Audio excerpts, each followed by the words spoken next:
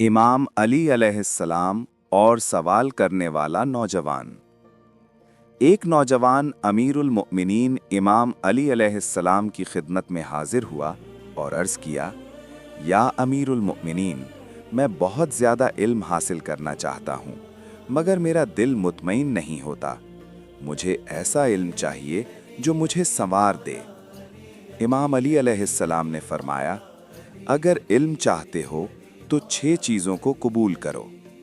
नौजवान ने अर्ज़ किया, वो क्या हैं या मौला? इमाम अली अलैहिस्सलाम ने फरमाया, ज़हानत, बग़ैर समझ के इल्म बोझ बन जाता है। हिर्स, सीखने की तड़प। सब्र, इल्म वक्त मांगता है। वसाइल, चाहे थोड़े ही क्यों ना हो। उस्ताद की रहनुमाई। तवील ज़माना, इल्म एक दिन में नहीं आता।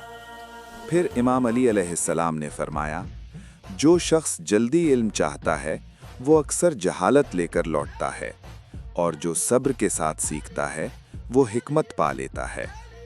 नौजवान की आंखों में आंसू आ गए और उसने कहा, या अली, आज मुझे इल्म का रास्ता नहीं बल्कि इल्म का मकसद मिल गया है।